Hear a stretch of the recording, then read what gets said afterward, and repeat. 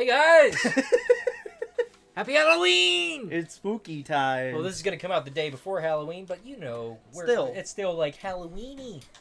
Grayson, I see you're going as a dinosaur this year. Going as a dinosaur. Or is it a gator? Looks more like a. That's a dinosaur. That's got to be a dinosaur. I'm going as a squid. I can be whatever. Specifically, I my friend Squid. This was his hat, or it was my hat that I bought for him to wear for old skits. A simpler time. Today we're going to be talking about scary Pokemon stuff. Ooh. Spooky, scary Pokemon. So spooky. We're going to talk about scary Pokemon facts, maybe some theories as well. There's a lot of scary theories out there. Oh, because our original idea was just like pokedex entries, but we don't really know how many of them there are. I mean, eventually we'll get through them, and we could start talking about, you know, things that the fandom has created, and the things that, you know, fans still believe is true, but were created by them.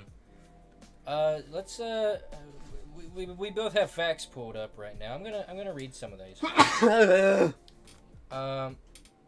Yeah, so source GameSpot.com. That is the source I am using for some of these. These come straight from the game, but you know, I wanted a better list. Yeah. We're not trying to be so Let me pull out my Game Boy. Yeah. It talks about Araquanid in one of its entries, and for the entry it says it delivers headbutts with the water bubble on its head. Small Pokemon get sucked into the bubble where they drown.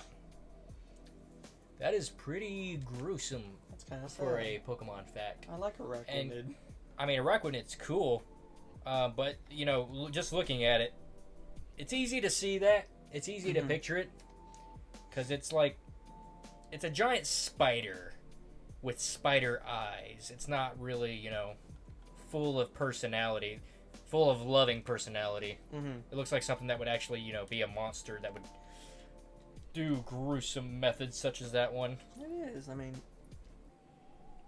It's a big spider, too. It's a really big spider. It's very interesting because it's based off a real animal. A real spider that, you know, uses air bubbles. I think it specifically tries to catch prey underwater, if I'm not mistaken. Ooh. So it needs to have air bubbles to breathe in while it sits there and waits. Which is pretty cool. Raisin, when you think of, like, scary Pokemon facts, what are the first ones you think of? Scary Pokemon facts? Scary Pokemon. Well... It's weird, because, like, the first one I think of, I don't think a lot of people think of right away. I specifically think of Beautyfly, because it had one dex entry, which I'm not saying it quote for quote, because I don't have the quote pulled up, but one of its entries says that it uses its nose to suck out the blood of its prey. Oh. And its organs. Oh. So, it looks like a harmless butterfly until you find out that it sucks up, like, the organs of other Pokemon. I'm like, that's pretty graphic for a butterfly. Well, they might have changed it by now, because I feel like I feel like they would. Probably have, because a lot of kids play this game now. Yeah. One of the ones I think of is for Marini. Oh, okay. I don't know if you know this, because I know you're a big Toxapex fan. But the dex entry for Marini, I'm pretty sure, in Sun and Moon, says, like, they feed off Corsola. Right. I'm pretty sure, you know, we knew that. Which, that's kind of morbid in itself, like a Pokemon eating another Pokemon. True. That's kind of jacked up. But in Sun and Moon, they also had the SOS method to where a Pokemon could call in for help, and usually the same Pokemon would show up. Right. But for Marini, there's a chance a Corsola will show up. And I think that's because Marini specifically try to go where Corsolas are. Yeah. And if you play Pokemon Snap, you can see a bunch of Marinis chasing Corsola. Oh! And then you realize, oh, they're trying to eat Corsola. Oh! It's so sad. I'm like, that is kind of pretty morbid. Gruesome, but it's accepted in the Pokemon universe as canon, so really that's the first one that comes up for you. I thought you were going to say like a really basic one like Hypno. which we'll probably get into here a little bit Oh later. god, yeah, okay, now I remember that one. Hypno, Drifloon. That was a really big one. Yeah, Drifloon. But Drifloon and Hypno are like two really big ones. Yeah. Beneat. It's a stuffed toy that was thrown away and became possessed. Ever searching for the one who threw it away so it can exact. Get together. I've never seen that word used like that. Exact its revenge. I don't feel like that word is supposed to be there. Probably enact. Enact its revenge sounds better. Let's go with that one. GameSpot, you gotta work on your wording there. But yeah, so it's a possessed toy that goes after the kid that threw it away. Or adult, we don't know. Because if it's an adult, would it be a different Pokemon? Because it says. I'll talk about the adult who threw it away. Oh well, I guess it doesn't say it had to be a kid. Parent of. Because the only reason I say that was today actually, I saw like a live action short film. It's called Bennett's Curse, and it's literally this, to where like a dad and his daughter like kind of moved into this new house, and in that house, it was the doll of Bennett. Looked very creepy, by the way. Yeah. And the dad was just like, he didn't want his kid to have. The kid loved it. The kid wanted to keep it. But the dad was like trying to just like get rid of it because it looked like weird and disgusting. Yeah. And stuff like that. It was kind of like a horror live action short film. Oh, it's a live film? Yeah, live action, yeah. That's pretty cool. I can show it to you after this, and you guys can go check it out as well. It was pretty good and pretty scary. Well, it wasn't really. It was more thriller than horror. Yeah. But just like some things that happened in that it was cool to see it live action. Yeah. And the Bennett looked very good actually. Like there was like some other Pokemon in there too. Like you could tell they were animated, but they looked pretty decent. You know, for the longest time, I didn't realize its mouth was a zipper. I thought he just had one really long tooth at the end. Its zippers become even more prevalent in its mega form because it has zippers everywhere, and they all start unzipping, and the ghost inside of the doll starts Bennett coming whatever out. Bennett actually looks like, and it's really sick. It is like one of my favorite mega designs. It is so cool looking. I don't know, I kind of like more of like the edgy looking stuff like that. But it's a very interesting backstory for Bennett. It kind of makes you wonder, how many toys do kids throw out exactly? Yeah. And like, why are they all specifically in the shape of Bennett? Here's Bennett on my list, yep. Because I'm just looking through my list. I'm not like reading it, but just some of them I can see. Most of these are ghost types. Yeah, which ghosts have the most crazy dex entries. Interesting. Like there's Yveltal and Dusknoir and Driftblim. Like, not reading these, but one I found interesting was the first one on the list that I have pulled up is Cacturn. So you know Cacturn already looks like kind of scary. It's a scarecrow. But it says like one of the Pokedex entries in Sapphire, it suggests that that this Pokemon is more evil and more sinister. And again, Sapphire, it says, Cacturn that spot wayward travelers in the desert will follow them in a quote-unquote ragtag group. It's said that the Cacturn are simply waiting for the adventurer to tire out, so they're incapable of moving, suggesting they have nefarious plans for any explorers that can't fight back. That is pretty dark. You got a bunch of scarecrows just standing there waiting. Waiting for you to tire out. It's so creepy. Like especially in the desert. Yeah, very interesting. And kind of a scary design. If you ever saw like something that big in real life with that face. Not, not a really fun-loving Pokemon like some of the others. Like it doesn't even say like what they do, or it doesn't even like insinuate anything of like what they exactly do to like travelers, but That's kind of even more scary of not even knowing like what they do. Because then you're stuck with your imagination. Yeah, I hate my imagination. Those are the worst horror things. It's so bad. It's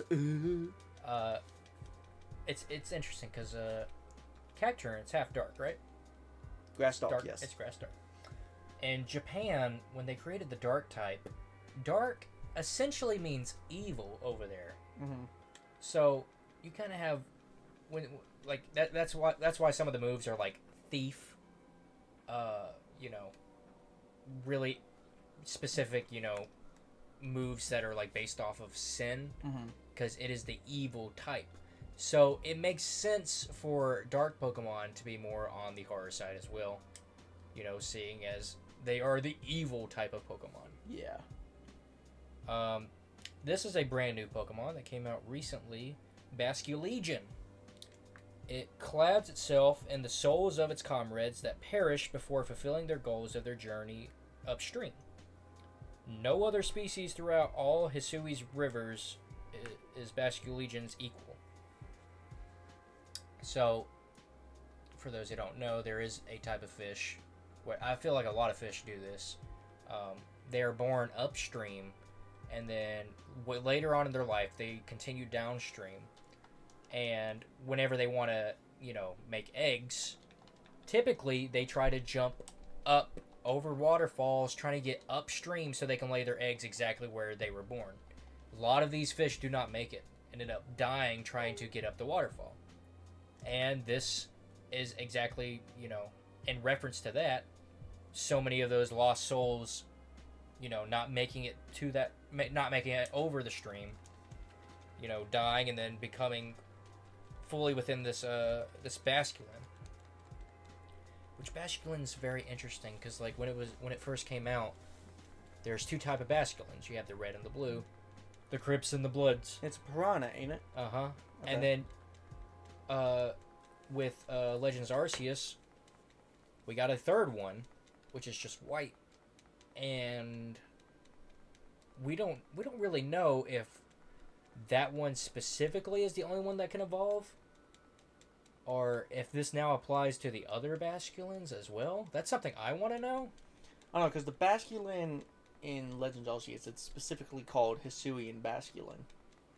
Because it's different. Mike's calling me right now. Michael, buddy? We're going to take a pause. Hold on. Hi, Mike. Hey, Drew. I'm bored. Can I come kidnap you for about 6 hours? Well, I'm kind of recording something, and we're having a big recording session right now. Oh, you're recording? Yeah, you're actually on camera right now. I'm on camera? Yeah. Oh, wow. Who are you recording with? Hello. Jason, buddy! Michael, buddy! I needed to talk to you. I didn't think you would answer, though, so I didn't call you. You need to talk to me. Yeah. Is everything okay? Are you okay? Well, yeah, I was just wondering if you were going to come tomorrow. Yeah, sure. Are you going to play? Well, you had me make a character, and I think I did it. You made a character? Perfect. Yeah. Yeah, well, it'll be fun. It'll be a good time. Okay, if it's not fun, I'm leaving. If it's not what? If it's not fun, I'm gonna leave. Why wouldn't it be fun? I don't know, because you say it's gonna be fun. I'm the dungeon master. Okay. All right, Mike. We'll talk about this later. Oh, you have to, okay. We'll talk about your dungeon later. Bye. Bye, Mike. Love you, Michael. Oh, that man. He's got problems. Yeah, we're gonna be playing Dungeons and Dragons tomorrow for the first time with Mike. We'll see how well that goes. I know nothing about the game ever at all. Usually, he's not really good at taking a leadership role, but we'll see. Oh, let's see. I'm gonna go to the next one on my list. Okay. Which is one I would never think would be on a list of this kind of caliber at all. Sliggoo! Sliggoo. Let's see. The way the list says, it says there are many Pokemon on this list that do questionable things or engage in some pretty creepy acts, kind of like what we just said with Cacturn. It says, but Sliggoo is terrifying because it doesn't really seem to know what exactly it's doing. It says this corrosive creature will actually melt down its food with its overly acidic form, creating quite a bit of agony for whatever Sliggoo deems as dinner. Jesus.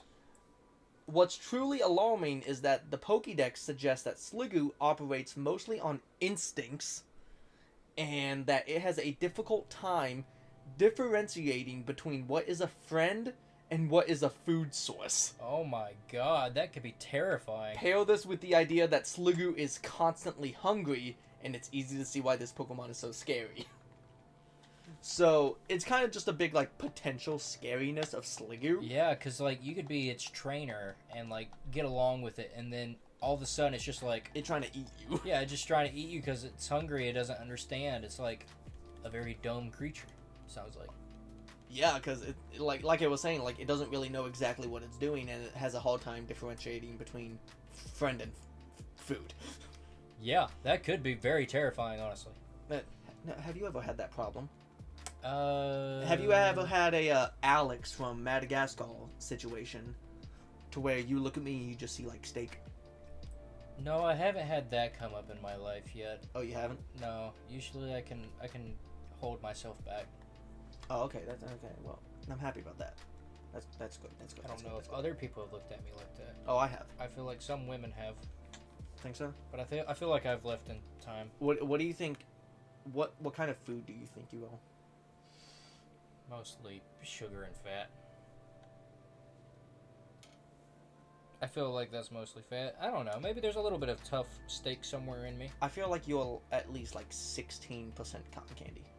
Yeah, there was a time where I was eating nothing but cotton candy for breakfast. Oh God. This is for Beware. This Pokemon has the habit of hugging its companions. To death. Many trainers left this world after their spines were squashed by its hug. Why did they have to phrase it like that? Well, Beware was actually pretty freaking strong. I remember watching like one of the first episodes of the Sun and Moon anime. Beware can literally clean swipe its paw through trees. Yeah. It's super strong. Its attack is like super high. It's a fighting type. Yep. And yeah, it could easily crush your spine from a hug and it not even mean it. Let's see. Oh, goodness. That's kind of wild. This isn't really like a scary dex entry. It's more just kind of like a... Oh, goodness me. It's more like unsettling. Okay. It's about Houndoom. You know, Houndoom already looks like kind of scary, kind of creepy. Yeah. It's based off like a hellhound. It's based off of Cerberus. Yeah, three-headed dog. Mm-hmm. Except it's just one head. And just a dog. But what the list says about Houndoom is, I think it said like, it's Dex entry from Pokemon Gold, regular Gold. It says like, the flame that like gets emitted from Houndoom's mouth, if it like touches someone, then it leaves a burn that'll never go away.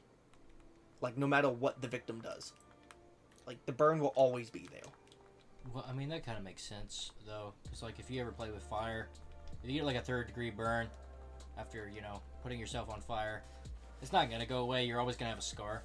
I'm usually, like, a scar or something, but I don't know, like, how in-depth it goes. Like, when it says a burn, like, is it, like, the whole, like, rash thing going to be there, or... It'd be a terrifying guard dog, like, to be bitten by it. Mm-hmm. Like, I need more eggs. you would definitely have a scar the rest of your life from it. I need eggs. They could totally make a series where it's all about the dark sides of Pokemon and like the real consequences that can come from We need that. having Pokemon. We need that. I need scary I feel Pokemon like things. someone would make it. I feel like someone would have made it already. I didn't know about the Beneath story, so I mean, maybe. Mm-hmm. Interesting. Let's go to a different one. This is a very popular one, but I'll say it anyways. Cubone wears the skull of its deceased mother. It cries... I don't like how they word these. Its cries echo inside the skull and come out as a sad melody. Oh. So it's like it's kind of known as the crying Pokemon. It's always sad because it is wearing its dead mother. Well, it wears its dead mother because it's in mourning. Mm-hmm. I think the only way they can evolve is by getting past it, getting past their trauma. Yeah. It also makes you wonder how many like Cubone mothers die, so that Cubones can be a Cubone. Yeah, how many Cubones are there in the Pokemon universe? Which, I mean, there's plenty of theories to, go against that in a way because I mean, people baby say Kangaskhan. that's what it is. People say baby Kangaskhan is a version of Cubone. Like maybe Cubone lost its Kangaskhan mother, and wears its skull and becomes Cubone as a new Pokemon instead of the baby Kangaskhan. Which totally makes sense. I like that idea. I like that theory so much that if they made it canon, that would just kind of it would more so complete things than leave things unanswered. It's so sad because like there was like this kind of like spin-off. Why are you on this list? It like this spin-off like Pokemon series thing. I forget what it was called. But it kind of followed the story of Red. Yes, I loved that so much. I know exactly what you're talking about. I went in this building again. And like it actually showed like Cubone, like its mother's like getting poached. Yeah, it showed that whole story from Team Rocket. But wasn't it already wearing? Wait, yeah, okay. I forgot I named my Butterfree Beautyfly. So I accidentally almost like went to go take something out and I just saw Beautyfly. I'm just like, whoa. Silly. But now I remember I've been hatching Caterpies. So yeah, I think you would have known by now. It's gonna be difficult when we get to Wurmple. Oh god. That might be a pain. Oh no. That's gonna suck. We got a while till then. We have to like get so many legendaries before that. Just you wait, I'm a speedrun. Mm-hmm. Here I come. So the next one on this list is another intriguing one. It's Gorbis. I know this one. Yep. I know this entry. I don't think I do. So it's visually stunning. There's a creepy predatory creature lying in wait beneath the surface. Gorbis doesn't look particularly threatening, but it's capable of sucking the life from its prey. Yep. Quite literally. So it says the creature will corner its victim and then use its needle-like mouth to siphon the life force for whatever it's consuming, leaving its lifeless husk to float slowly to the bottom of the seafloor, where it will become a food source for other aquatic critters. I do not remember it being that detailed. We suppose there's something noble about it helping to feed the less fortunate. Huh. I think it's just more so strange that it would be Gorbis True. that would be doing that. You think it's more of a Huntail kind of thing? Huntail I could see. It has that derpy, scary looking face. Gorbis looks Got like hunt in the name. Gorbis looks like a beautiful eel that's like graceful and you don't really expect anything bad to come out of, you know? So that one, I always remembered that one as a kid too. I'm like, that is so bizarre and weird. And Yeah, see, like, when I was a kid playing Pokemon, I never read the Dex entries. I read some of them just because of like Beautyfly and Gorbis like that. Fresh out there. There is a lot of creepy ones out there. I'm gonna switch over to, like, just weird facts, not necessarily Dex entries. And some fan theories, actually, that people have made. Okay. I'm going to read one entry while you look up that. You do that. This one's Darkrai. Folklore has it that the moonless nights, this Pokemon will make people see horrific nightmares. That's kind of its whole gimmick. Not as scary as some of the others, but it is like an Elm Street kind of thing, where it purposely gives you a nightmare and you cannot wake up from it. There is a story in Diamond and Pearl where you have to follow that. Yeah. I don't know how I can make that sound more terrifying. That's kind of just the way it is. Like, one of the, what the heck?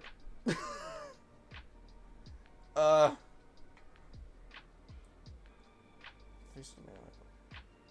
You're reading one of the theories? Yeah, so, like, one of these, it says, a rare NPC might chew on you in Lavender Town.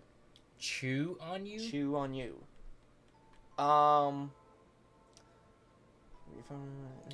The only thing I remember from Lavender Town that's like was the music. Well, obviously the music, but there's a moment where you talk to a guy, and he's talking to you about Ghost, and then he says, "Oh, what is that hand on your shoulder?" Oh no. And then that's the end of the sentence. No. And you don't know what that hand was or where it came from. I remember that in Lavender Town. This one says, according to one creepypasta, though, there was a deeply disturbing encounter in Lavender Town's Pokemon Tower, which was removed from the game. In place of the Marowak boss, we're told the original intent was for the player to encounter a mysterious, zombified NPC called Buried Alive. The model was a rotten human, which would consume the player if victorious in battle. You said this is a theory? It said based off of, like, according to one creepypasta. See, anything with a source of creepypasta can't really be held up well. I'm sorry, these are, like, fan theories, too. Yeah. See, when you have a big franchise like Pokemon, obviously there's going to be a lot of fake creepypastas. And by, all creepypastas are supposed to be fake. That's what the whole website is supposed to be. But so many stories on creepypasta end up making it to, people start to interpret it as real instead of a theory. Mm-hmm. Biggest one ever is Lavender Town, which, it's kind of strange because there's so much evidence out there that I thought it was real too. But then again, it is the oldest source we can find is a creepypasta. So, and for those who don't know, creepypastas are stories that people intentionally make up to scare others. Usually it's in some kind of fan base. Pokemon is a big one, so is Zelda. It's to scare kids. Anyone can write a scary story and put it on there. So yeah, the creepypasta for Lavender Town Syndrome was that the frequencies in the Game Boy... Was that not real? I don't think it was. Aw. Which, for the longest time, I thought it was real. And, like I said, it's weird, because, there's so much evidence that goes for it. I saw this video where this guy got a original Japanese green game, and he put it... he got this crazy device where it could measure frequencies. And there are frequencies there... but I don't think they would do anything to make a kid kill themselves, which is essentially what the theory is. Frequencies are real. There are certain frequencies that can cause the brain some serious damage, but I don't think it's possible for a Game Boy to output those types of frequencies. That it's not. The speakers on a Game Boy, I don't think they're capable of doing that. Especially the first generation of a Game Boy. Yeah. I mean, the frequencies we're talking about are like war tactic, military built whistles to do that kind of stuff. So, I mean, this, like I said, it's a theory. So I could be wrong. This could be real. I really think that this was a story created on creepypasta because, like I said, that's the oldest source, and a lot of people, it became so popular that a lot of people started taking it as fact. Yeah. Which is very easy to do. That is interesting because I feel like if it was real, we could look up news, media coverage of it. Yeah, that's the biggest thing. If this thing was real, it would be a way bigger deal, and it would not be a theory. Mm-hmm. It would just be known as fact. You could look up the exact cases of, the kids that died. And I'm pretty sure they would cancel Pokemon Yeah, I feel like altogether Pokemon if that would was have the gotten case. a whole big backlash of it. Yeah, because, I mean, the biggest backlash they've ever gotten, which this was a pretty big deal. This is a true story. They made an episode about Porygon, my favorite Pokemon. And in that episode, there was a lot of bright lights going on, red, blue, white, super, super fast, and it gave a lot of kids seizures. And that was a really big deal at the time. So after that, And then Porygon was never in the anime. yeah, they blamed it on Porygon, even though it was technically Pikachu that caused it. Yep. Because Pikachu electrocuted the Porygon, which made them start doing the lights. So instead of giving away the mascot, they blamed it on a Pokemon that, was basically violated in the anime.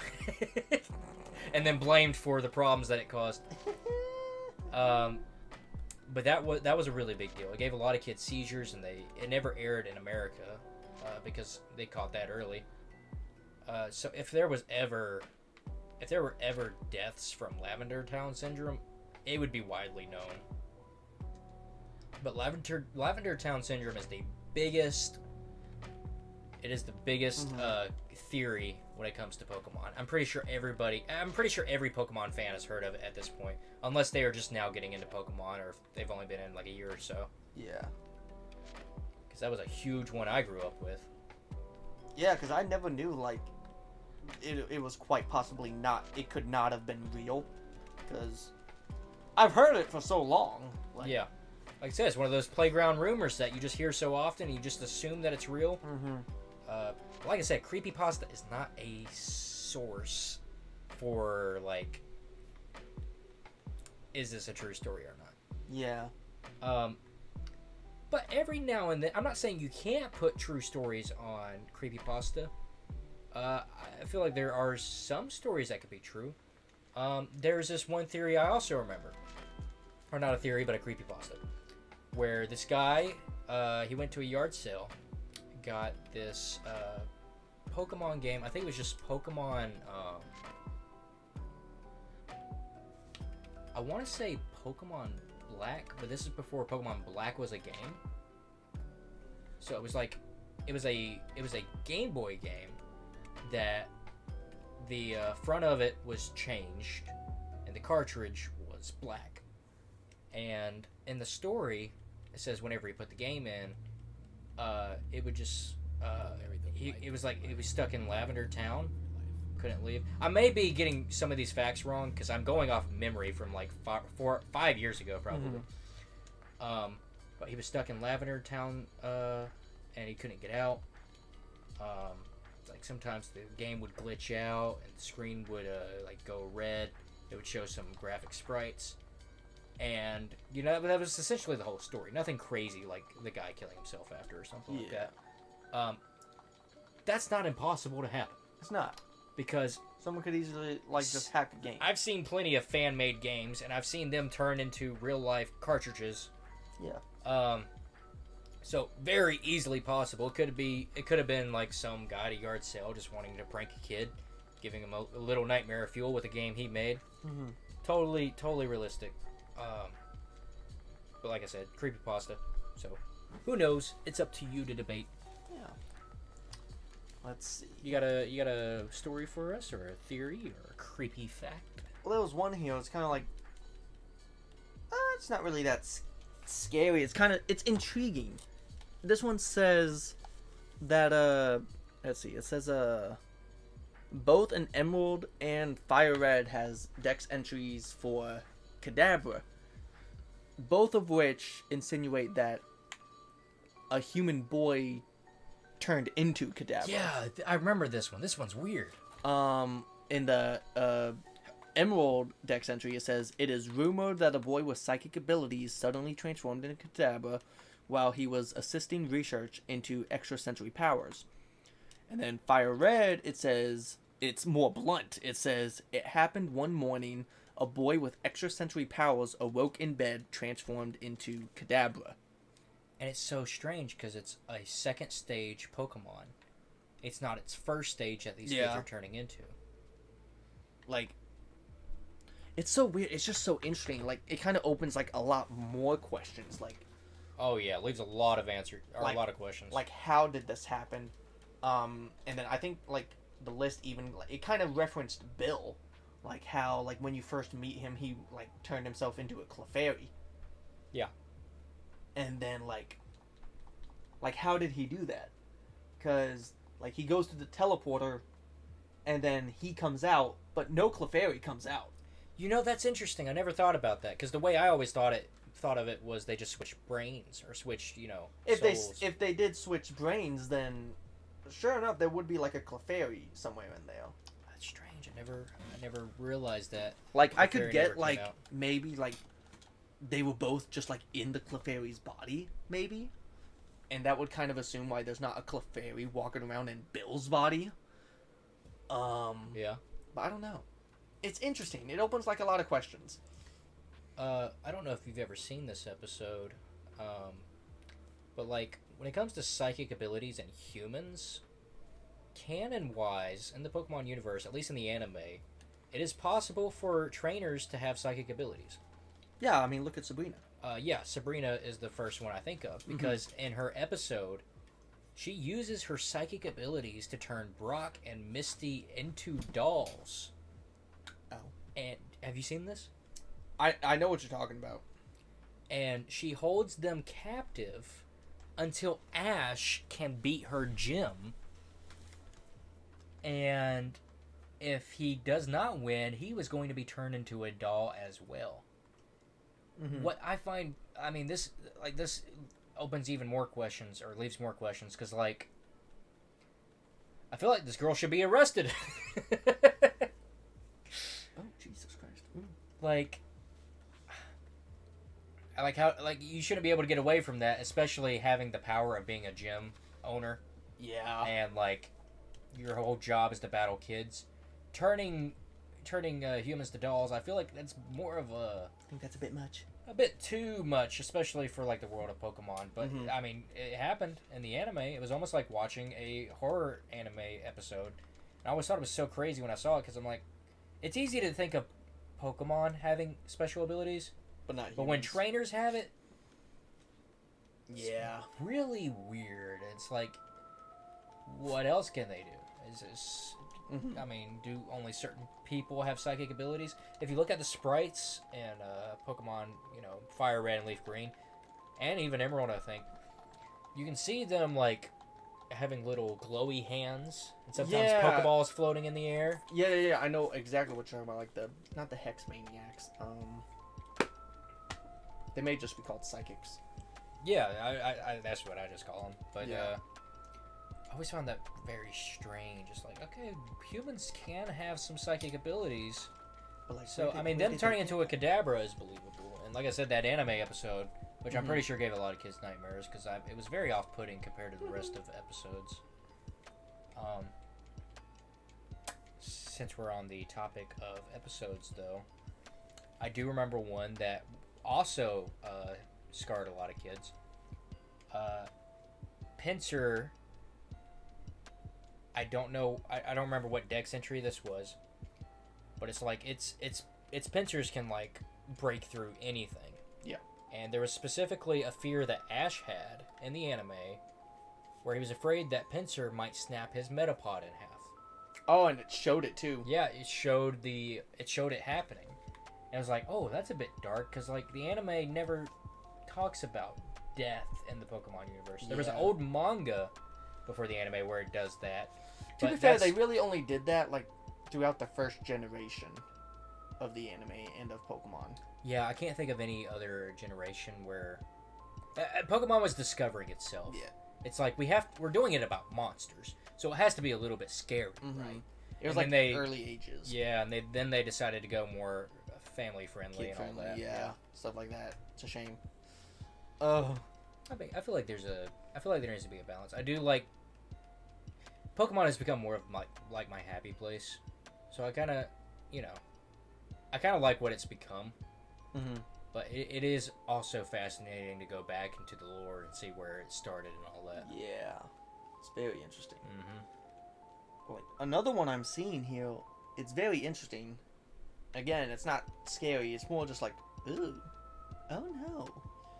It says, and this is like the kind of the heading of it. It says, in Sinnoh folklore, humans and Pokemon were once one and the same. It kind of goes on like in the first paragraph about some crap that I don't care about.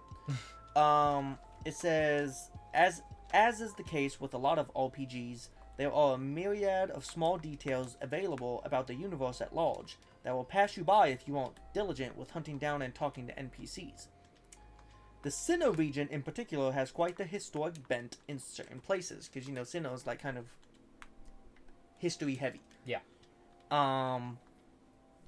It says there's folklore that suggests people and Pokemon were once indistinguishable from each other. And That's it says so strange. It says if we're talking a certain Japanese translation, literally, there was even a marriage between the two. What the heck? Where is this from? I don't know. It just says in Sinnoh folklore. I want to know where exactly that's like pulled out of. I don't. Is it from the anime? From the game? I'm not sure, because I feel like it would say the anime, if not, but I don't feel like they would say that in the anime. I have no idea. I feel like that's more of a game thing, because games, they try to go a little bit more dark. Yeah. I mean, and they kind of give like more information about the world and stuff like that. Mm-hmm. In my mind, anyways. Oh, goodness me. Because there's a lot of things you can put in a game that most people will overlook. Yeah, because Which is why a lot of these entries are things. Yeah, not a lot of people, like, I would say, like, in the Pokemon universe games, like, not a lot of us will go and, like, speak to every NPC that's out in the world. Because, because with kids... There's just so much to explore. Yeah, because it's... Pokemon is geared towards kids, and kids aren't really gonna walk inside every single house and talk to every single person. They're just gonna want to go. Yeah. So it's very easy to, like, hide some certain things. What are you gonna do for Scarlet and Violet? You gonna go to every single person? I'm gonna try to. Part of me is like so excited to get going and start fighting, but another part is like, okay, I cannot miss anything in this game. I want to make sure I want to everything. exploit everything. Plus, there's always like secret items that you can only get from talking to someone. Yeah. And they almost never look like they're of importance. Yeah. They're usually like in a corner somewhere crying. Here's one entry. It's very popular. It's Drifloon, of course. But for, there's going to be people who have never heard it before. Stories go that it grabs the hands of small children and drags them away into the afterlife. It dislikes heavy children. So not only is it basically killing kids, it's also fatophobic. Huh? The last part of his entry is, it dislikes heavy children. Dislikes. What Pokemon is this? Drifloon. Fair enough. So, taking kids into the afterlife, that is such a, like, horror folklore kind of thing to think about. Yeah. Just grabbing it and it just floating away, and it's not just into the sky, it's just dragging you into the afterlife. Yeah, because, like, I saw, like, well, like, I've mentioned, like, this fan game before, Pokemon Were Born. That actually happened in that game. There was, like, a side quest, like a Drifloon side quest, and it stole a child. Did it show the animation? It didn't show it, but, like, it's like you have to go speak to the boy's mom, like, in a different area in the game, and it says, like, oh, no, my son's missing, or whatever, and you go searching, and he's, like, in a different area, and it just shows him next to a Drifloon. And that's where you can, like, battle it and, like, catch it if you want to. Wow. And then, it was actually funny, he was on his way home, and then he gets trapped between, like, Whirlipede and Scullipede. Oh, God. Those two are the worst peeds. Not the Peds. Not the peeds. Not the peeds. Oh, my goodness. Let's see. Duskull, it loves the crying of children. It Same. startles bad kids by passing through walls and making them cry. Very weird that a Pokemon would just get off on, like, making kids cry. Oh, that's great. I don't think I remember that one, honestly. Even though Duskull is pretty popular. For Dusknoir, says it comes to those lives that have come to an end and escorts their souls to the afterlife. So it's like a Grim Reaper. Yeah. Known to mistakenly take the souls of those who yet have life left in them, albeit rarely. So it's a Grim Reaper that can also make mistakes. That's kind of terrifying. Oh, yikes. Not my Grim Reaper. I find this one interesting. It says Xatu and Gothitelle have seen your demise. Yeah, they're future tellers. 'Cause- That's their whole thing. You know, I think of Pokemon Mystery Dungeon where you have that Xatu that's just looking at the sun all day. Apparently, he can like see the future and whatnot. Like that's the first thing I can think of. Yeah. Like you never know which Pokemon you're going to be. Either you could wait, what? Spend your life under the horrendous. Oh, you could be born.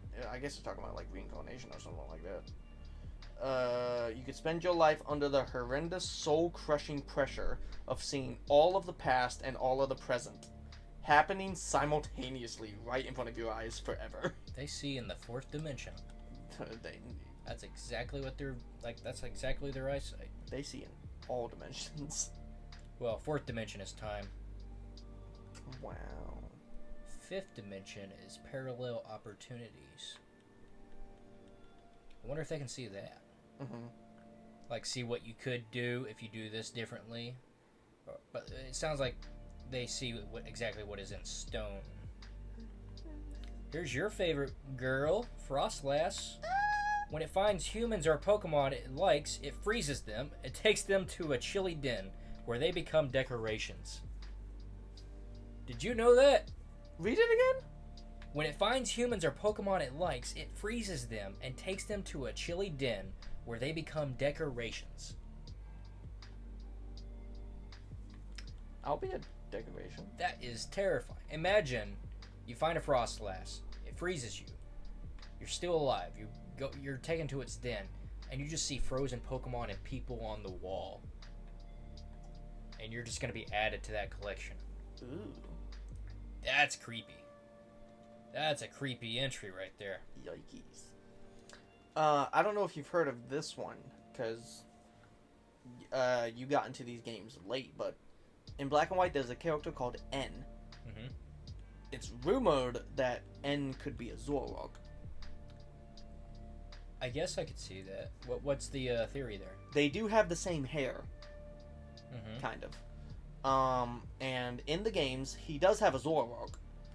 And specifically in Black and White 2, I think it's post-game, there's an area in Victory Road where you can be led by a Zoroark, and it kind of leads you like into the depths where their castle was in the first game, where it kind of like got destroyed. Yeah. It's kind of like in ruins now, and that's kind of the Victory Road of Black and White 2. In the post game though, a Zoroark kind of leads you down deep into the depths of like the castle to where like the first game ended, and it goes into a door, and then you go into it, and it's just N there. Like there's no sign of Okay. Zoroark or anything like that. That totally holds up. So I mean, it could be one of those things where it was N's Zoroark, and he kind of just called it back into his party. Yeah. It's just it's like one of those theories to like think about. Like you can kind of see it happening. I've never thought of it. I've never looked at his hair and said, "Oh, that's Zoroark," but it totally works. I'll show you a picture. Yeah, I'm picturing it right now in my head, and like, yeah, you're right. It is the same style. Mm-hmm. I've never put those two together. It's an interesting theory because like, Yeah, like not exactly, but you could kind of see it. Like Yeah. he kind of has like I that can see it as the tail. that ponytail kind of thing. Mm-hmm. I don't know. It's a good theory that can hold up. Yeah, because Zoroark can change into. I mean, That's his whole thing. it can change into humans and whatnot. That's its gimmick. And they even. I mean, they did that with the movie. They did that in the games, like as an event too. This entry is kind of terrifying with how there's no hope in it whatsoever. Nice. This is Gengar. Oh. Should you feel yourself attacked by a sudden chill, it is evidence of an approaching Gengar. There is no escaping it. Give up.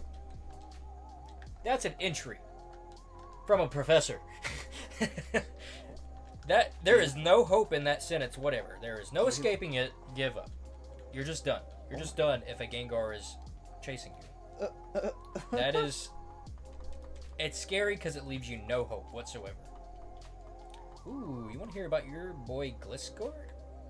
You just recently started liking this Pokemon. Yeah, because he's I do like him because of Legends Arceus. I know he's kind of based off like kind of like a vampire bat Right. type of thing. This says it glides soundlessly on pitch black wings and sinks sharp fangs into the throat of its prey. Makes sense. It takes on a look of satisfaction once it has entirely drained its prey of its blood. Definitely big vampire themed. Didn't think they would go that detailed in it though. Interesting. I mean, this fact isn't scary at all in the slightest. It's something I never knew, actually. And it's just so interesting. The Master Ball has a chance to fail. But only in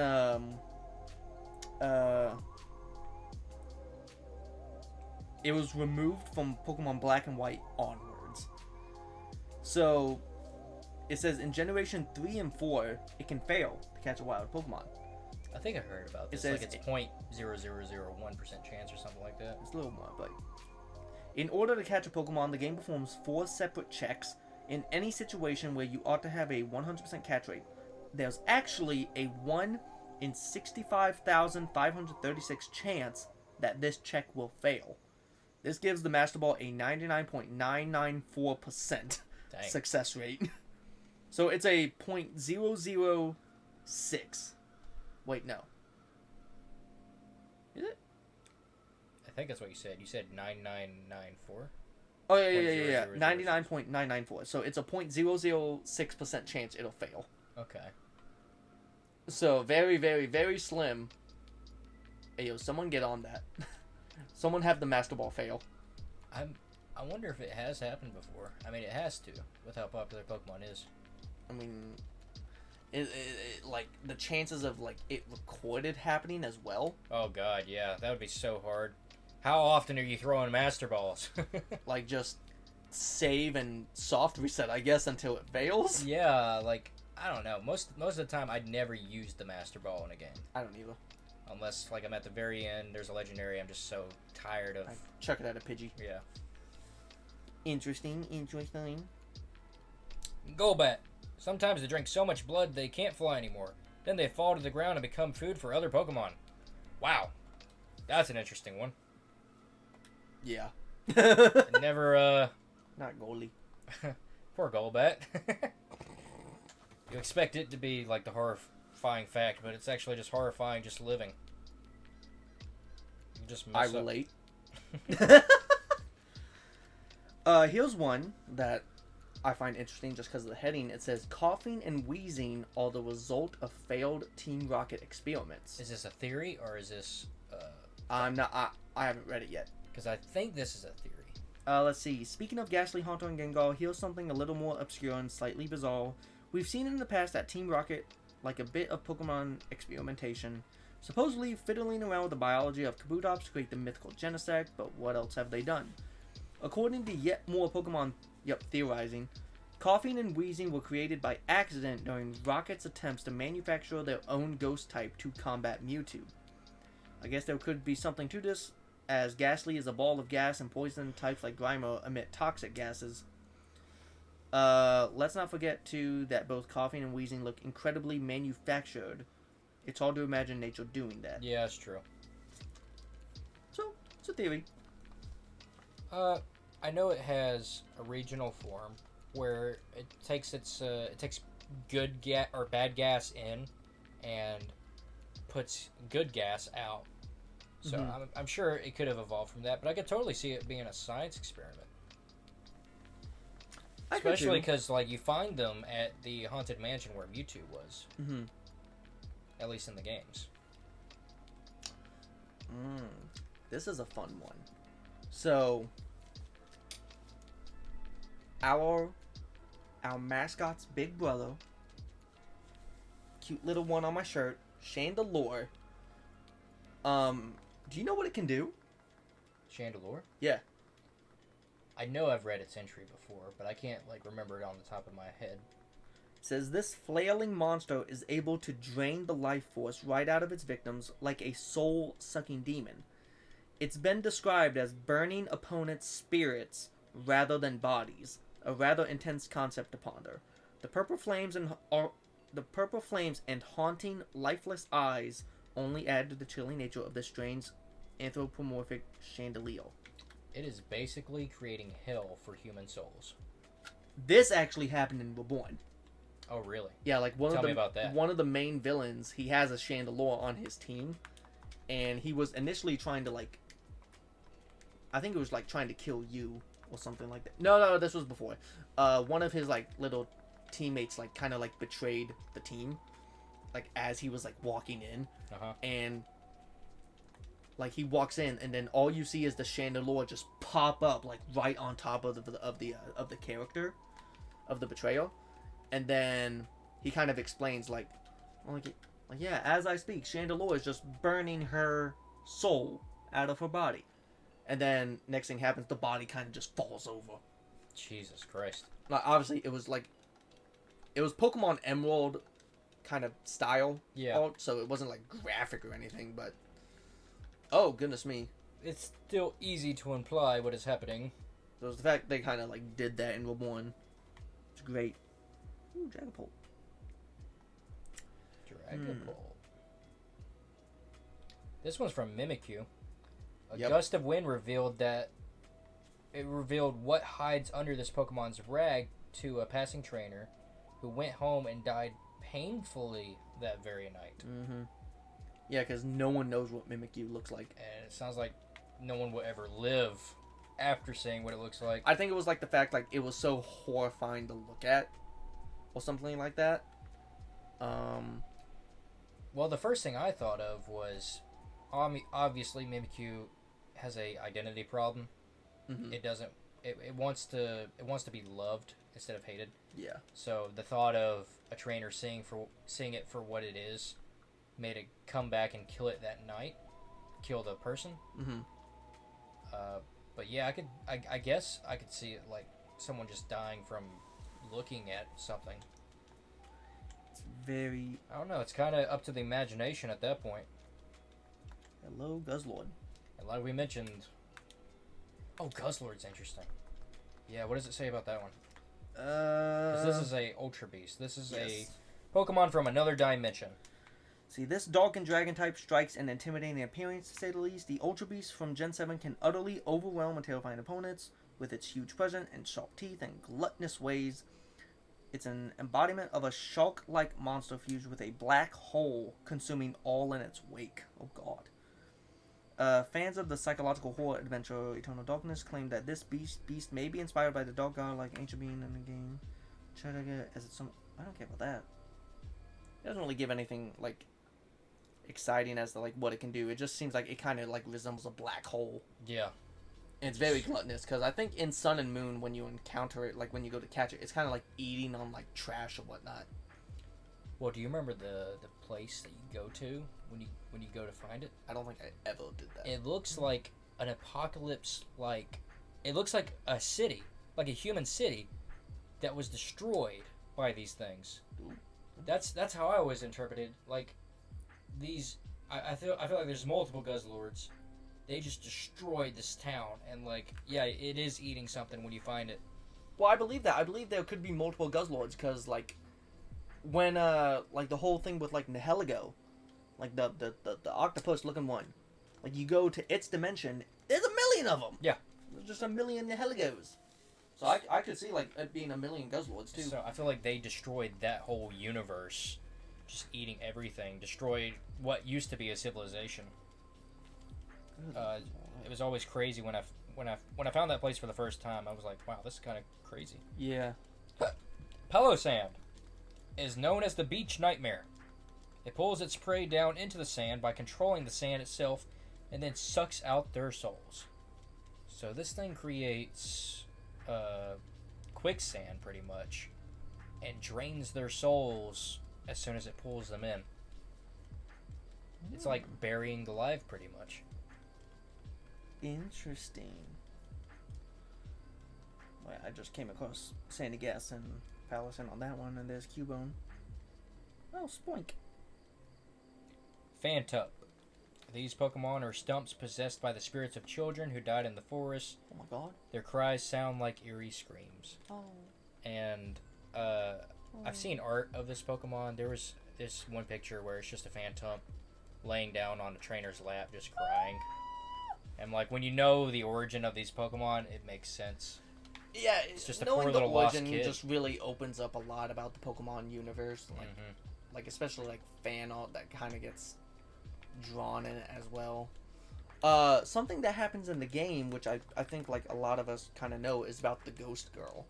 Yeah, that's like this one's crazy. That I think started in X and Y. No, it started in black and white. It started in black and white, actually. Yep, on a bridge. Yeah, because I think it was in black and white too. Because I remember when this happened, I was so confused.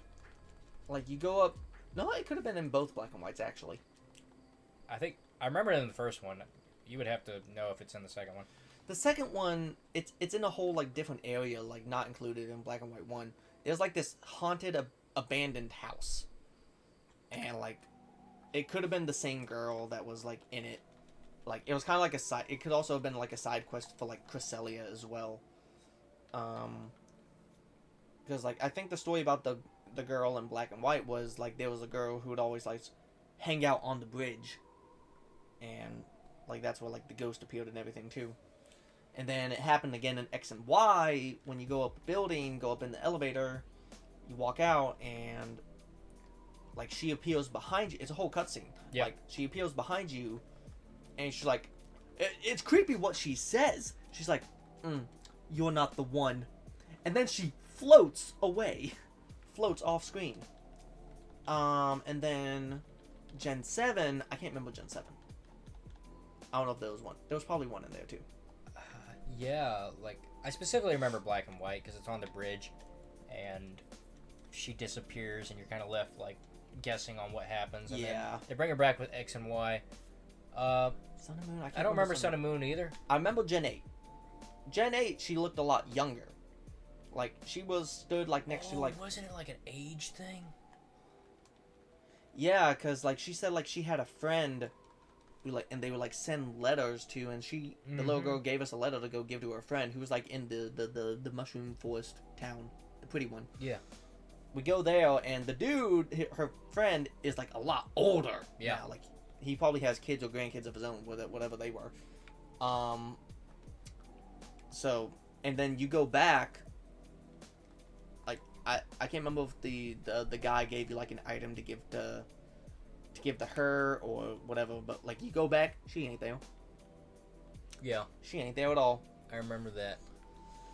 So hopefully in Gen 9 we kind of get more to whatever it is. I don't know if it's the same. I feel like it's a different girl. I was about to say, like, I really wish it was like the same girl.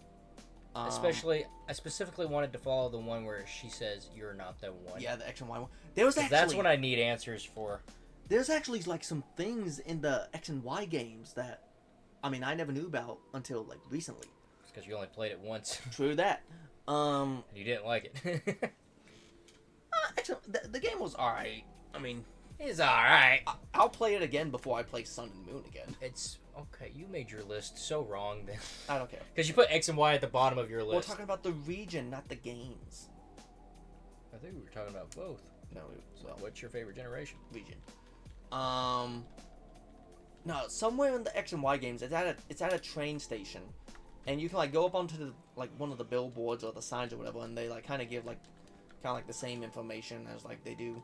But there's one sign where like if you go behind it and you talk, like you press A on like the left side of the back of it, it like says this like encrypted note like someone put back there. It says like it almost seemed like the person was in danger. It says like, you know where to meet, or something like that. Really? Yeah, it was very interesting, and like, that's why I'm so curious as to like how much of Pokemon Z was possibly in production, cause I just feel like a lot of these things could have been resolved in Pokemon Z. I feel like they never started production on Pokemon Z. But actually, but like, why put something like that? It's also weird that they put the Zygarde cells in Gen 8. Or actually Gen 7. And made that a thing. I feel like you kind of passed your time to do that. But also in like... But also, they also made a Pokemon anime where it was called Pokemon Z. I think it was called Pokemon XYZ. XYZ. So it is very strange that they just skipped Z entirely in the games. If they ever remake X and Y, I feel like they should just do it as Pokemon Z and not release X and Y. Make more like a complete version, honestly. Yeah. Like, Pokemon Z is definitely a missed opportunity. but like with also an X and Y in the games, like when you go to the power plant, there's like a few entrances to that place. Yeah. You can only go in one, and the other like one or two of them stay locked for the entirety of the game. Like there's nothing to them. It is strange. Yeah. But they could also be like events too. No, they're not tied to events. I feel like they thought about it, but then just ran out of time. It's kind of weird. You don't know if they had something planned or if they were going to do something or... Yeah, it's just so interesting, like, what they could have done with it. There's, like, just, like, a lot of there's a lot of unanswered things in X and Y that I really wish they answered, because it could have done, like, a better generation for me. Yeah. So sad. This is one I've been looking forward to reading, because I like Yamask. Each of them carries a mask that used to be their face when it was human. Sometimes they look at it and cry. And if you look at its sprite, it always has like this tear going down its eye. So it's always just sad that it used to be human and it's no longer human. And it carries its face. Which these faces are most likely from, when the pyramids were being built. Because it turns into Cofferigas. Which is a, coffin, but specifically an Egyptian one. So these are like mummified faces, most likely. Very sad origin for a ghost, honestly. Just wishing it had been again. And then I think we both know the one about Spoink, to where if it loses, Spoink is scary. If it loses the pearl, if it just stops bouncing, its heart stops. Yeah. Spounk bounces around on its tail. The shock of its bouncing makes its heart pump. As a result, this Pokemon cannot afford to stop bouncing. If it stops, its heart will stop. Yep, so it can't, stop to sleep or anything. Until it evolves into Grumpig. You better hope you evolve fast. You take a break. Let's see, there's Mimikyu, there's Banette. It's so weird the people that think this stuff up, though. Like, who was like, you know what, I'm going to make Spoink have a scary origin. I'm going to put that in the game. Instead of giving it something else that it could have ran off of. Oh. Here's one I forgot about. Shedinja. Shedinja. Oh, yeah. Yeah, the so black Shedinja, hole in its back. Yeah, so, it says, I can't remember what happens if you look inside of it. Ain't good. I think you lose your soul. Probably do. I think your soul gets sucked into the hole. Into the black hole, probably. I don't know. It's interesting. And then, you got the thing about Ninetales, where, you'll be cursed if you touch one of its tails. I didn't know that. That was the whole premise of, the whole Mystery Dungeon. The first Mystery Dungeon games. Oh, okay. It says, you were a trainer turned into a Pokemon who touched Ninetales' tails. And, that's why you, were kind of cursed. But in reality, it was actually the Gengar who was the trainer. Gengar was the trainer? You never knew that? The only Pokemon Dungeon game I've played is Pokemon Time. Oh my gosh. So, yeah, in Red Rescue Team and Blue Rescue Team, throughout the whole game, it's suspected you're the trainer who pulled Ninetales' tails, and you kind of got cursed, and that's why all these events that have happened in the Mystery Dungeon game is because of you. So, and kind of like the evil team that you kind of facing up, it's a Gengar, an Ekans, and, something else. It's kind of like another poison Pokemon. Maybe a Grimer. I can't remember. Okay. I think they were called, Team Meanies. Team Meanies. But yeah, their leader was a Gengar. And the Gengar kind of, always had it out for you. But it was only until the post-game where it was kind of revealed that Gengar was actually the trainer who turned into a Pokemon and was the one who pulled the tail of Ninetales. Okay. Kind of got cursed. But there was also a Gardevoir. And there's a Gardevoir that has been, like, talking to you this entire time as well, like, throughout, like, dreams and whatnot. And again, it was suspected that, like, there was a connection there. But actually, Gardevoir was the one that kind of, like, protected the trainer, protected Gengar, and Gengar kind of turned tail and ran, kind of abandoned Gardevoir. Okay. Like, kind of, like, facing off against Ninetales, and that's, like, kind of why it got cursed. Kind of why the trainer got cursed. But no, it's so interesting. It's very interesting. It's very nice. Yeah, so I don't know much about that full story. Mm-hmm. This is a really far out theory, but have you ever heard the one where Ash is in a coma? Oh, yeah, of course. Ash is in a coma and just... Like, all these events haven't happened ever. Yeah, they're just in his mind while he's just, you know... Didn't That's why he stays as a 10-year-old his whole life. Yeah, didn't it start to, like, when he... Like, the whole, like, first episode with, like, Misty's bike and everything? Yeah. I mean, yeah, it works. Well, like, you can apply this to any series. True.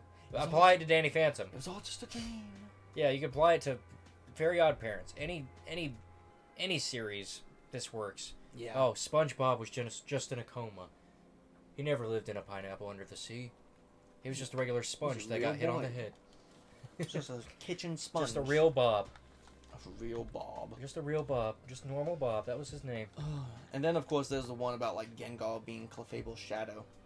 Yeah, which that's not too much of a scary theory. It's more of just, hey, these two have the same body. Like, body shape, they kind of look the same and everything. I mean, it totally works. Gengar had to come from something to die and be a ghost Pokemon. Oh, I remember something interesting. I can't remember if I mentioned this in the series, but, you know, with Legends Arceus, we got introduced to Volo. And when you first fight him, his first battle, he has a Togepi. You know, Togepi, very cute little Pokemon baby. And Togekiss doesn't really give, like, an evil vibe. But that's kind of Volo's main Pokemon. It's like the one he used since the beginning against us. Right. And, you know, Volo, kind of an evil dude. So he's an evil dude with kind of a cute-looking Pokemon. You got Cynthia, whose main Pokemon is Garchomp.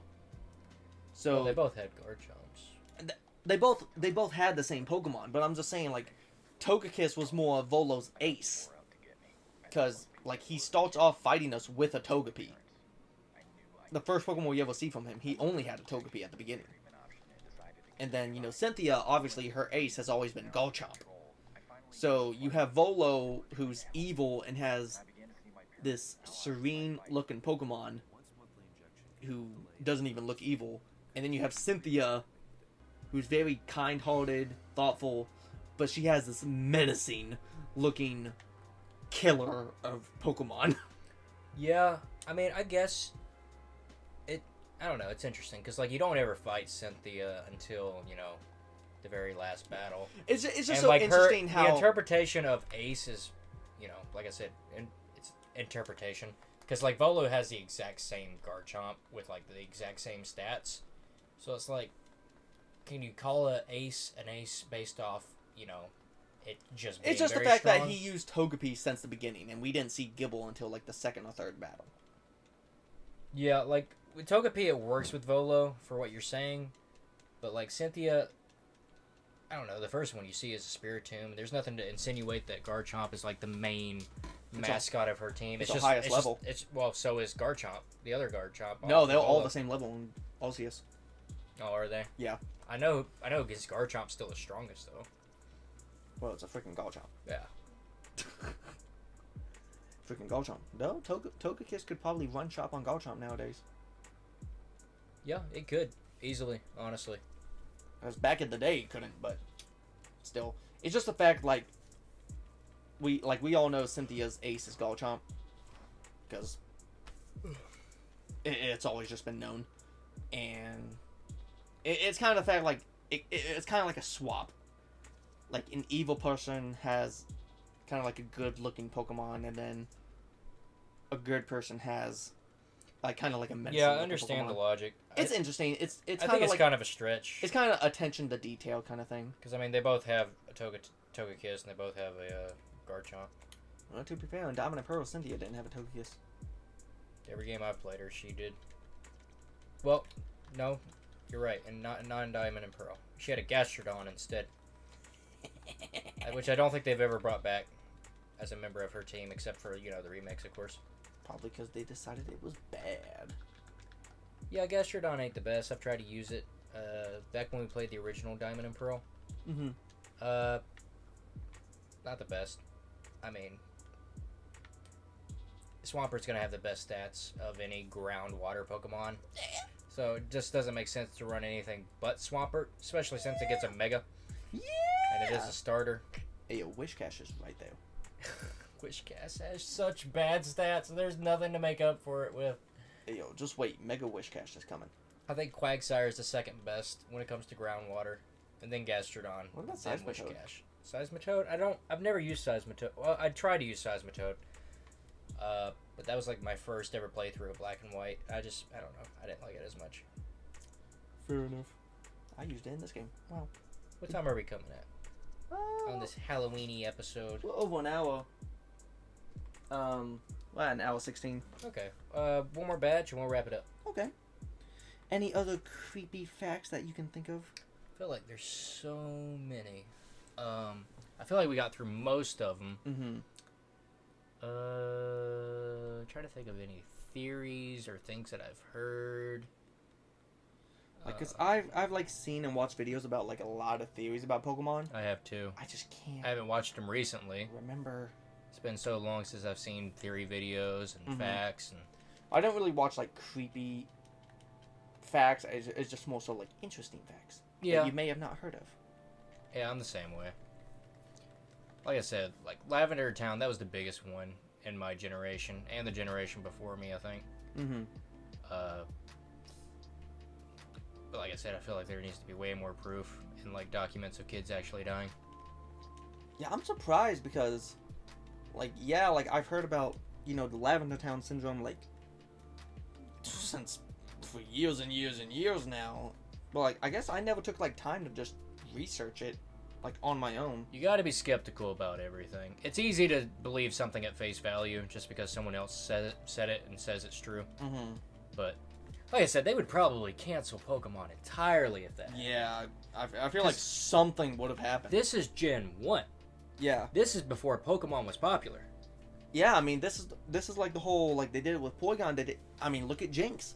Yeah. Like, Jinx was a totally different color. I mean, just had a pitch black face, and they changed that. If I was like in charge of like something government wise, and I knew a video game was killing children, I'd be like, no, you're done. Yeah. You're no longer a company. You're gonna have endless lawsuits. This thing will never end. You're never making another game ever. Yeah. That's what would happen in reality.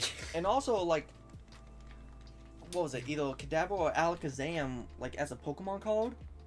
Like, the guy who it was yeah. based off of? This isn't a scary fact, but yeah, the guy tried to sue Kadabra's design just because it, Had a spoon. he had a The spoon. bendy spoons. That's the only thing that that's the only thing that they copied. And, like, it made it to where, like, Kadabra wasn't on a Pokemon card for a while. for like almost 20 years, I feel like. Jesus. Yeah, because the earliest I remember the original Kadabra card, but I don't remember anything after that for a very long time. Bro. And then the guy decided, he's done. He's not upset anymore, Yeah. and so they can print Kadabras again. But still, it's like you were basically just a DIC for a very long time. You didn't have to do all that. Yeah, I mean, it was also, like, during the beginning stages of Pokemon. So, like, again, first generation. So, like, That's before it was popular. before it was popular. Bro, base me off of Pokemon now. I'd be honored. Bruh, what would they even make you? A raisin? Make a raisin Pokemon. Make a raisin Pokemon. Someone. That'd be great. Alright, that was our Halloween episode. Thank Bye, you for watching. guys. Have a spooky weekend. Spooky time. Woo! Peace out, y'all.